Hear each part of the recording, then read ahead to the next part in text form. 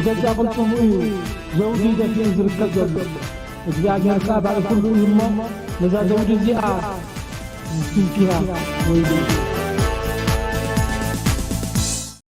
ሰላም ተከታተልቲ ሶም ሚዲያ ዘዘለኩም ሰላምኩም ይብዛሕቱ ኮነ ዕረፍት ጊዜ ሰንበት ኮነኩም እንዳተመነኩ ሁልከስ ክንትስ ኤርትራውነት ኮርመነት አይምረጽ እንዳበልኩ ዘላለማዊ ዝኽሪ ንስዋዕና መጽዓና ንሕድሰሉ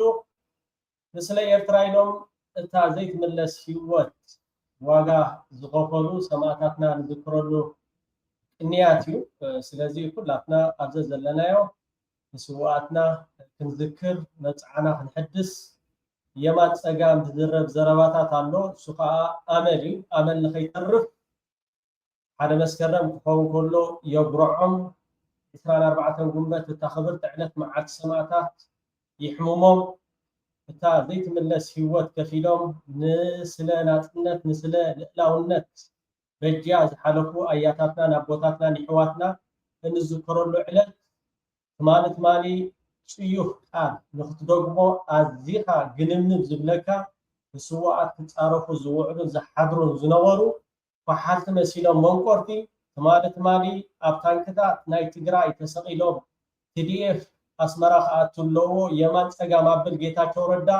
ሚሳይል ልገም ናብ ደቀ ምሓረ ኣስመራ ባፅሕ እናተባሃለ ዝዝረብ ዝነበረ ጅግና ሓይልታት ምክልኻል ኤርትራ ከዓ መሬቱን መውሓስ ከምኡውን እቲ ሚሳይላት ዝትኮስ ዝነበረ ከምቲ ኣብ ሰፕተምበር 11 ኣሜሪካ ኣብ በዓል ኣፍጋኒስታን ኣብ በዓል ኢራቅ ከይዳ ስጉምቲ ዝወሰደቶ ኣብ በዓል ኤርትራ ክመጽእ ከሎ ግን ሓራም ዝኾነሉ ነገር የለን እሞ ኣብ ኩናት ኢና ዘለና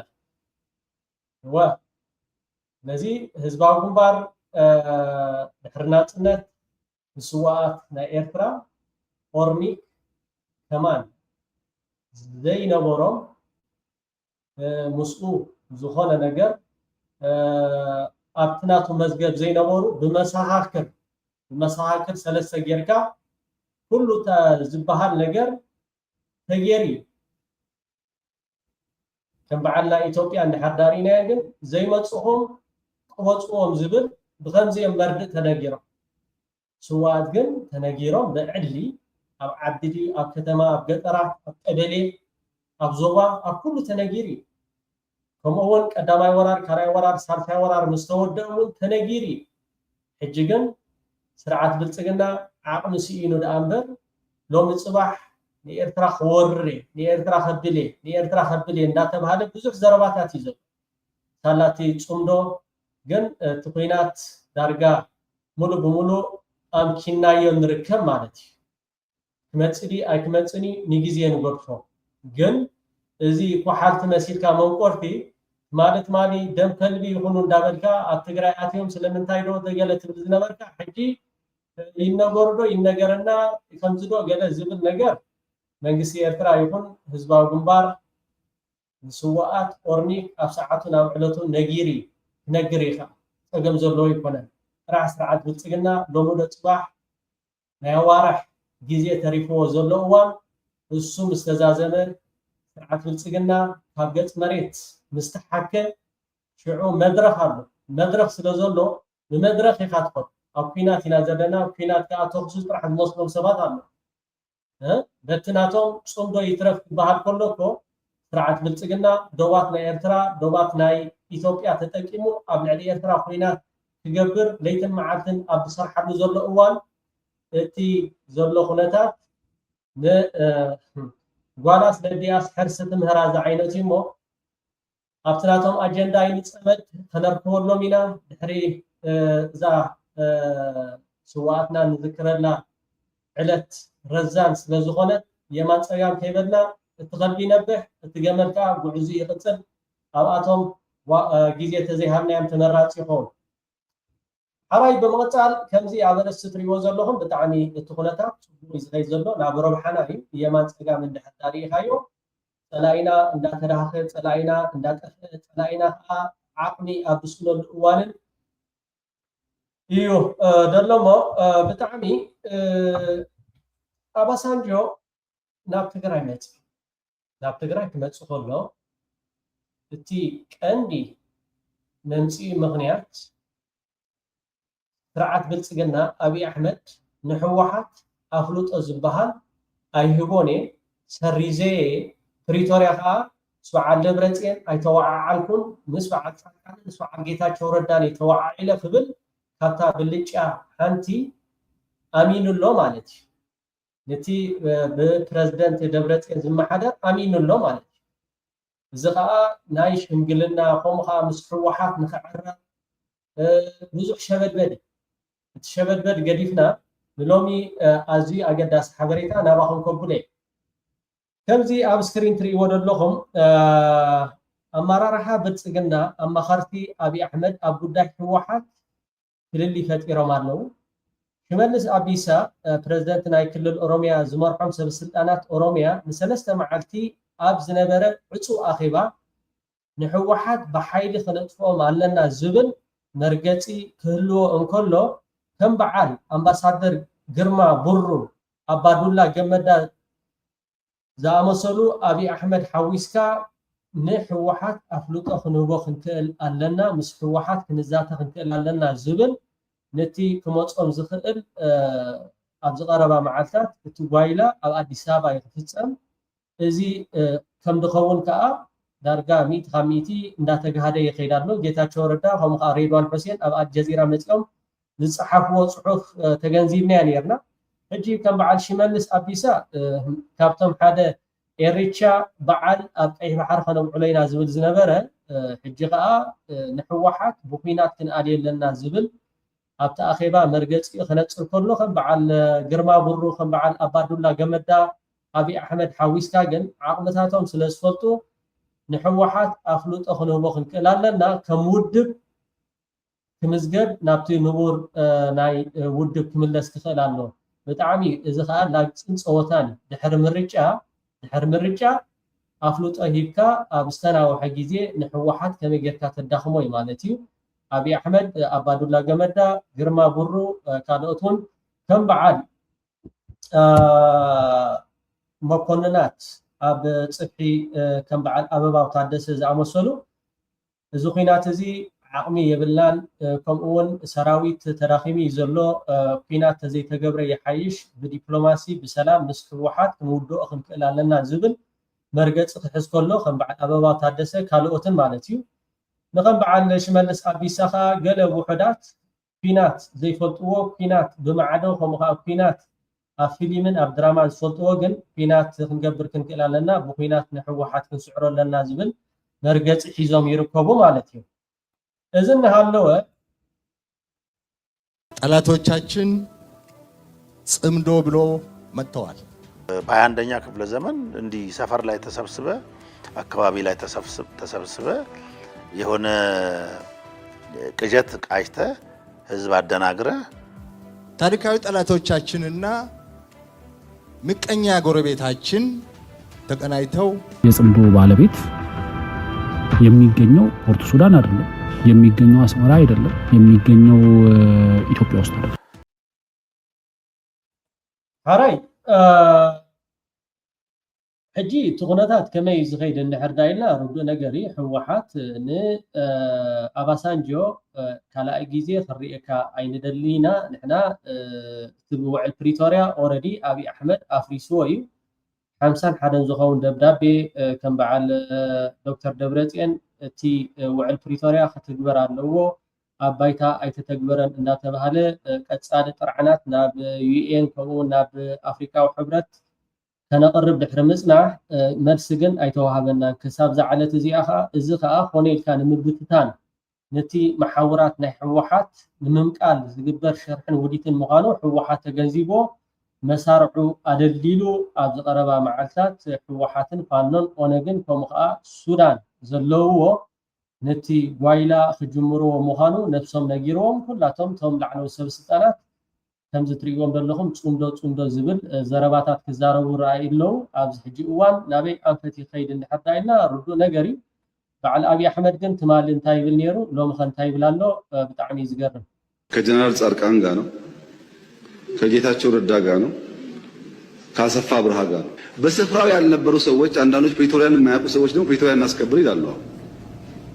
እና የወለደችው እያለች የታቀፈችው እናት ልሆናለች የሚለው ነገር እሱ እዚያታ ምስጢር ኣይንፈልጠኩም ኢና ዝብል ዝነበረ ቅድሚ 2 ዓመት ሕጂ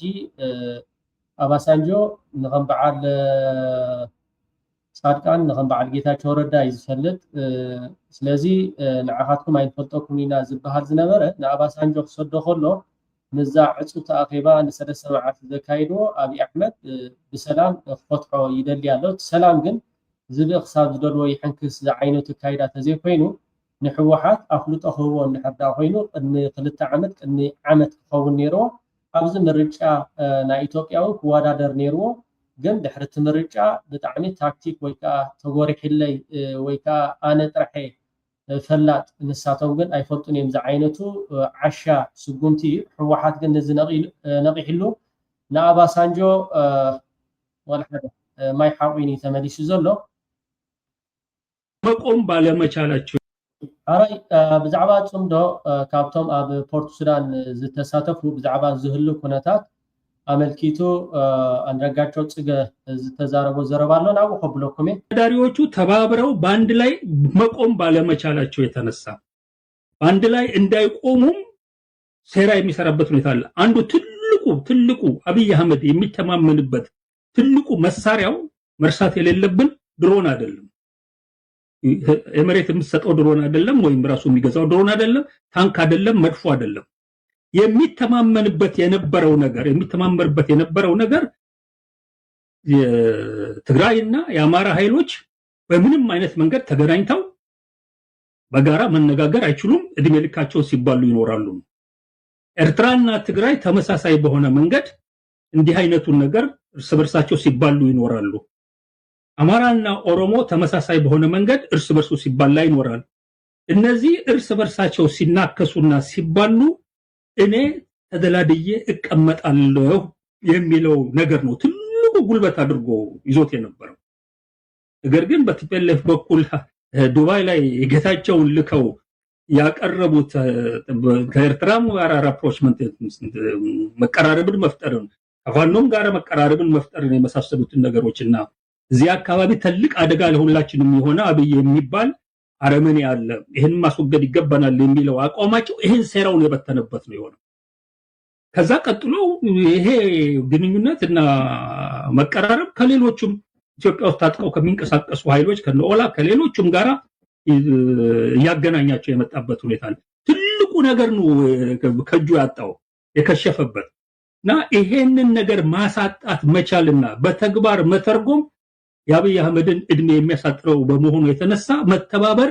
ምርጫ አይደለም ለነዚህ ኃይሎች። ያለዛ ይጠፋሉ።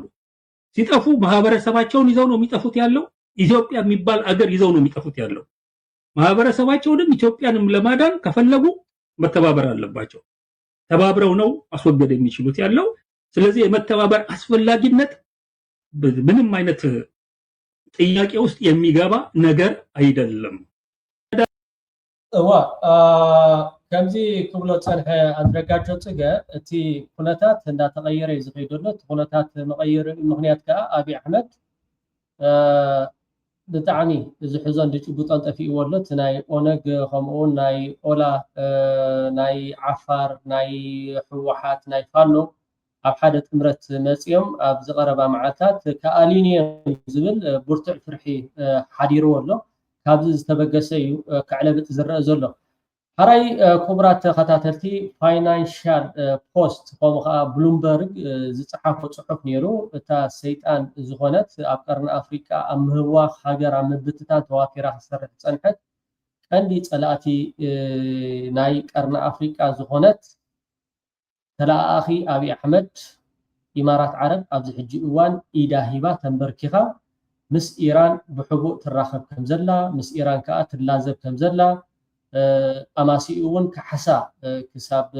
ብጣዕሚ ዝገርም እቲ ኩነታት ክንሪኦ ከለና ብጣዕሚ ንዓና ኣዝዩ ዘርባሓና ኣዝዩ ከዓ እቲ ኩነታት እንዳተቀየረ ዝኸይድ ዘሎ ኢራን ካብ ኣፍሪቃ ምስ ሱዳን ካብተን ጥቡቅ ዝምድና ዘለዋ ኤርትራ ኒውትራሊ ዋላ ምስ ኢራን ምስ ቻይና ምስ ሩስያ ኩሉ እቲ ኣካይዳ ናይ ኤርትራ ፍሉጥ ኮይኑ ሱዳን ግን ምስ ኢራን ዘለዋ ዝምድና ብጣዕሚ ጥቡቅ ዝኾነ ዝምድና እዩ ዘለዋ። إذا خوينا خبكة حجي إمارات عرب أبز حجي أوان مس إيران اتخذ قرار سنحت مس أمريكا ويكا مس إسرائيل لخ مدابلة حجي خمدي واتس خليطة تي أب رئيسيا كمتات سنحة عابي عنوات بحلفي أب إمارات بزح إنفسترات بزحات نتهاجر قريفة ووتيميم حجي ندحر داغماي نابكينات ندحر آتين أب علي إمارات عرب ورد زغل جزيف عنوات كم مقانة تجنزيبهم أبز حجي أوان دارجا نيران أم لمان نيران أب مركبيم تأميدهم صار زلوا حلف حليفهم إمارات عرب نيران زخون كحسا كسب 10 بليون دولار قيمة جنزب تكفل تسامي على درو 3 بليون دولار كم ذهبت رويترز كم صحافة كسب 10 بليون دولار ن إيران كتب مخانا إذا كانت يزريكا التعنوات قبل على إيران زتفتسمة إيران لعنواي حزاوت يلا إيران لعنواي إيد حزاوت يلا بزي إيران والحد أبتي هاجرات عراق جبرو دس أنا زخ نا أمريكا سامسونايت ويكات حنجيتكا نا أمريكا إلكا خد كفلو دس أنا واجا خمسة فلان فليتن أمريكا همديت كالا خللن فليتن أبز حجي أوان نس إيران تراداد إيخا ختنبر زلكا زبن مرقز حزن درو 3 بليون دولار ني إيران كفيلا خمزلا تي رويترز أوتياتو زلا 10 بليون دولار يزبن أبكال إخا 10 بليون دولار بلالو إذا بتعمي التقنيات ندات غير خيدانو صباح نقول أب السودان زخانة نجارات متتاو مستقبر بتي زلوا دبلوماسي السودان مس إيران تتأكما لك عم تنايب على فلسطين ليبانوس تخيل دسنحة أكلات وخينون تي عندنا ناي بعد الإمارات عرب بعد قرن أفريقيا زبق عيز مسلم بتعمي دس دبليو هذا خابتهم لعنوت سبستانات جنرال انتاي كبلي نزي هاجر قليت وانير سيطان زخانة هاجر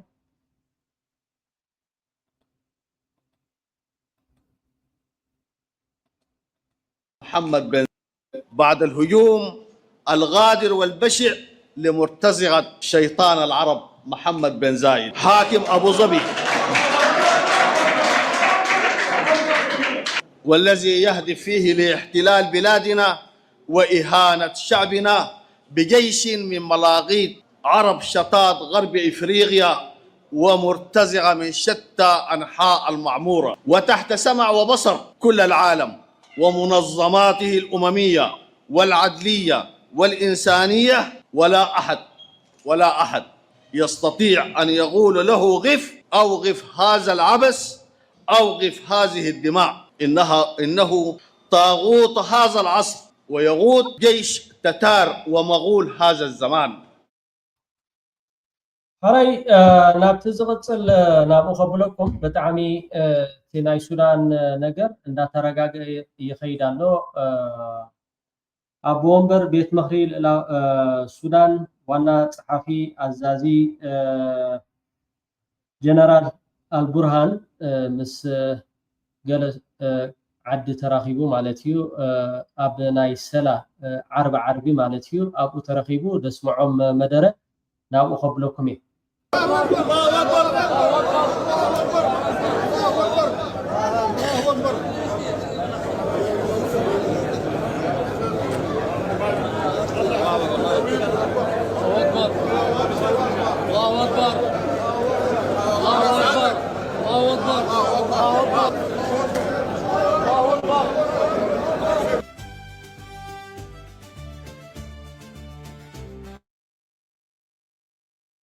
تا انكو اب جيزي شجرنا دوز بلت مسانا إيرترا بقالات قليسكا زودا ايكونن اب كحسهم ويكا وعلتهم كاودكت كمون السودان حانت انكو هاجر دوز بلت إيرترا كبل ابتي ناي عربي ناي سلا ويكا ناي سجدت نتهم عبيت عدي اكيبو استزاربو زربايو ازغا إيرترا السودان كاودكت كابتي نايب على إمارات عرب متتاو كمون كابتي نايب على إثيوبيا لؤخات كمون استفر على عنوات قبل علي حزب السودان كخيد دسنحة እታ እንኮ ሃገር ኣብ ግዜ ፀላም ብርሃን ዝኾነትና ኣብ ግዜ ሽግርና ኣብ ጎንና ደው ዝበለት ካብ ጥፍኣት ዘድሓነትና እታ ኣብ ግዜ ሽግርና ደው ዝበለት ኤርትራ ክብል ነቶም ዓበይቲ ዓዲ ኣብ ግዜ ስግደት ገሊጹሎም እዚ ከዓ ብጣዕሚ ደስ ዘብል እዩ ሱዳን ኣብ እዚ ሕጂ እዋን ከምዚ ክትሪኣ ከለካ ምዝ ናይ ኢማራት ዓረብ ሕጂ ተሓዊስዎ ምዝ ናይ ብልፅግና ዳርጋ ሎሙዶ ፅባሕ ዝብሎ ዘሎ እዋን ዳርጋ ሙሉእ ብሙሉእ ናብ ምርግጋእ ተኸይዳ ኣላ ክትብል ትኽእል ትማሊ ሰብ ከምዚ ተኣኪቡ ክበልዕ ክሰቲ ኣይክእልኒ ነይሩ ዋላ ክሰግድ እውን ኣይክእልኒ ነይሩ ከምኡውን እቶም ላዕለዊ ሰብ ስልጣናት ምስ ህዝቢ ክራኸቡ የፀጉሞም ነይሩ ናይ ድሮን መጥቃዕቲ ከምኡውን ገዚፍ ሓገዝ ናይ ኢማራት ይግበረሎም ስለዝነበረ ኣብዚ ሕጂ እዋን ግን ኣብ ስግደት ኣብ ዝተፈላለየ ገጠራትን ከተማታትን እንዳኸደ መራሒ ናይ ሱዳን አልቡርሃን ኣብዚ ሕጂ እዋን ሱዳን 100% ተረጋጊኣ 100% ዳርጋቲ ኣሎ ዝበሃል ሓይሊ ኣብ ትሕቲ ቁፅፅር ናይ እቲ መንግስቲ ናይ ሱዳን ኣትዩ ኣብ ዘለውሉ እዋን እቲ ተሪፉ ዘሎ ምልቕቓም እቲ ናይ ዳዕመል ሰሪዕ ኣብ ምልቕቓም ከምኡውን ብዙሓት እውን ኢዶም ይህቡ ከም ዘለው እዩ ዝፍለጥ እዚ ከዓ ንዓና ከም ኤርትራውያን ዓብ ዓወት እዩ ናይ ሱዳን ሓጎስ ናትና ሓጎስ እዩ ሱዳናውያን ከዓ ከምኡ ይብሉ ኮይኖም ዳ እምበር ከምቲ ክቡር ፕሬዚደንት ኢሳያስ ኣፈወርቂ ከምኡ ከዓ ጀነራል ስብሓት ኤፍሬም ዝበሎ ሱዳናውያን ኣብ ግዜ ሽግርና ኣብ ግዜ ብረታዊ ቃልሲ ህዝብና ተሰዲዱ ኣብ ሱዳን ይዕቆብ ነይሩ ገይሩ ከዓ ንባዕል ኣሜሪካ ንባዕል ኤሮጳ ይኸይድ ነይሩ ስለዚ ሱዳን ኤርትራ ዝገበረቶ ውዕለት እዩ ውዕለታ ያገ ንሕና ሱዳን ተቐቢላትና من أواتنا حقيفة أديساتنا حقيفة عبيتناتنا زنكولو زدخمو حقيفة مودعتها أوروبا خيدة دول أمريكا خيدة دول سالا سوداني خيد مر إثيوبيا أكيوم كتسونا ترحم حسيو كنت تزاربنا له عفايوان أمسيكا سبن دارشن كان نتيز مقتال سودان كا أبو حبيب نهزي إرترا تقبلو معقوبي هيبو مودعتها خاف سوداني سب نهنا عبد الله بسيح نحنا إزيد خنرسعو عين خيدنا نزين دحرس إناس نفسنا خندرسعنا حواتنا سودانوين أبسقم قالوا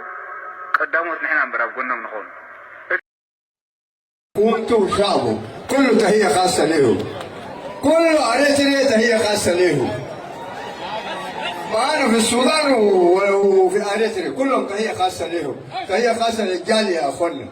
الجالية تهية خاصة له نحن هنا طبعا ناس الجالية دول نعتبرهم سودانيين ونحن أريتريين أيوة لأن الناس دول أخواننا في أريتريا ما مقصرين مع السودانيين ما مقصرين مع السودانيين فهي خاصة ناس صادقين الأريتريين ناس صادقين ما بيعرفوا الكذب وما بيعرفوا النفاق وناس أبطال وناس منظفين بلدهم أصلا أنظف بلد أريتريا أنظف بلد أريتريا والله قروشك دي تترمي زول يا أبي شمافي ما في 9 طويلة ولا 11 طويلة هناك ما في كلام زي ده ناس مضاف وناس يحترموا الناس 9 طويلة و11 طويلة النساء هنا أنا لكن في أريتريا والله ترمي قروشك دول يشيل مافي ناس صادقين ناس مضاف وناس أبطال تحية خاصة لهم رئيس الجالية الزعيم البطل تحية خاصة الذي يصاب الأفضل ربنا يوفقه تحية خاصة لي والله انتوا ابطال الاريتريين ناس ابطال وانا اكرر كلامي لو ما انتوا السودان كان صدر السودان كان ودع لو ما الاريتريين هم ثبتوا لنا السودان الاريتريين هم ثبتوا لنا السودان الاريتريين هم ثبتوا وطنهم السودان لانه الاريتريين اخوانا ده وطنهم السودان وطنهم السودان وطنهم كويس عشان كده أنا انتهيت من الكلمة، عشان كده أخوانا على رجلنا صاغرين والله، الكذب ما بيعرفوا، النفاق ما بيعرفوا، الشجاعة بالفوق عندهم، الرجال عندهم بالفوق، فهي خاصة لهم منا القائد فوق، القائد أصغر دول، شكرا بارك الله فيك، شكرا بارك الله فيك، شكرا بارك الله شكرا رئيس أحلام. هاي كبرات تخطاتل السوشيال ميديا عوتن سلامن لحزب السودان እንዳተመነና كبرات ተኸታተልቲ ብጣዕሚ ጽቡቕ ዝኸይዘሎ ትኩረታት እትም ዕባለታት ኤርትራ ምስ ግብፂ ምስ ሱዳን ምስ استفعلالي حاجرات تبو زندنا أبتي الله زبها درجة يبصي حتلو تقل مالتيو تنا إثيوبيا ودكت كأت تنا يسرعد بالسجنا بعلو نفس المات مجدي حزوا يخيب كمزلو زي مرددا أمونقوم تفتيرو تي كونتات يردو مالو ترح زي كونس بوانو توم حيلتات نا إثيوبيا كودكت نإثيوبيا تزيد حينما التكونتات كابجزين داخل أي زخيزلو نحنا خمية فراويكا حدنتنا نحيل للعالماو زخر نسواتنا بزا أجر السماتات زخونت إذا خبرت علت كمون رزان علت كلاتنا متعنا في الحدث نومي هاجرنا نهانتولو كمون هاجرنا تكحلو الأواني مو كم زخصمعو صنعهم زيناتات كمي زلو مو مس نايداوي شلان مغنيات 10 سنة زتدرف الدرفي لا أخذ لكم يغني لي سسناي والحب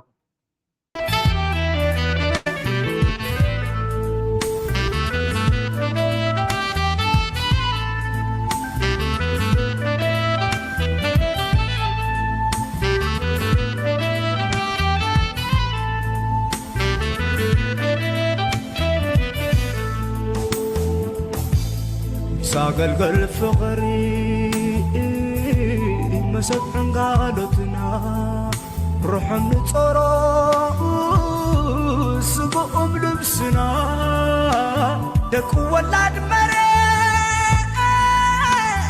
كبر خلنتنا كبرنا خطر تنصفو قبزنا كبرنا خطر تنصفو قبزنا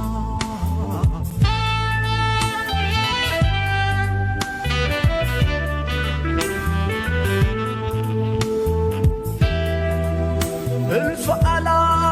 بلحت أمرات سقوم سنينا حمز تقرر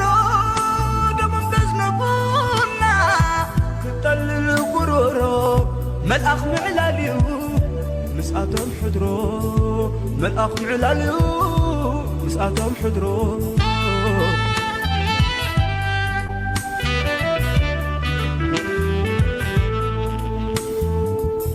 كل كل سوود زغوننا فلسي تنفاس كل سكون زغوننا رحسي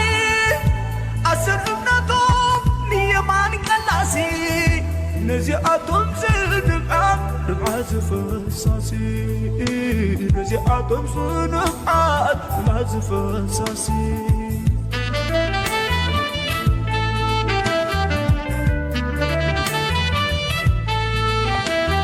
حاولت تدخلنا فكم نبللهم بمنفس نعلن نحدث صغرا حاولت تدخلنا فكم نبللهم بمنفس نعلن نحدث صغرا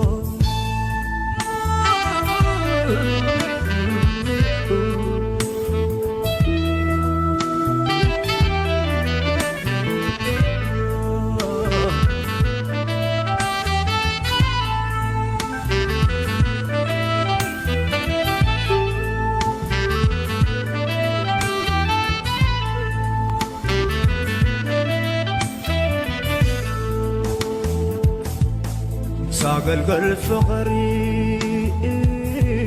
مسبحن قالتنا روح نصرا سبقهم لبسنا دك ولاد مريت كبر خلنتنا كبرنا خطر تنصفو قبزنا كبرنا خطر تنصفو قبزنا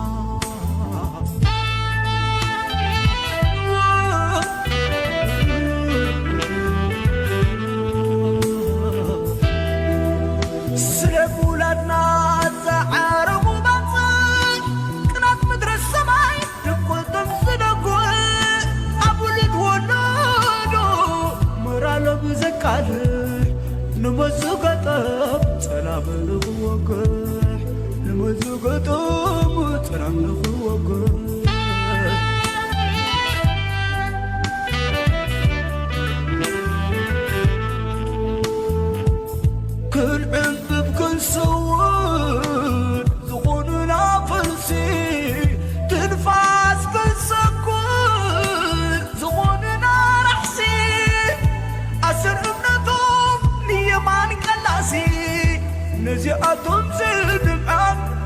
زفساسي نزيعاتهم صنفعات ما زفساسي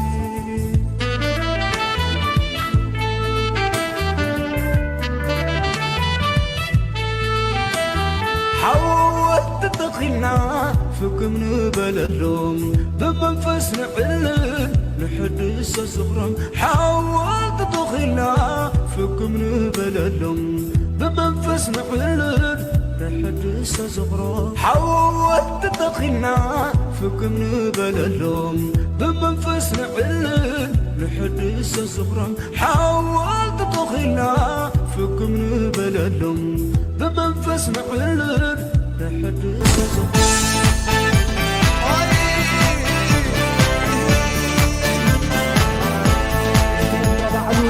بجد قلتم زوجي دفين زركة جد እግዚአብሔር ባለ ሁሉ ይሞ ለዛ ዘውድ እዚኣ ትንኪራ ወይ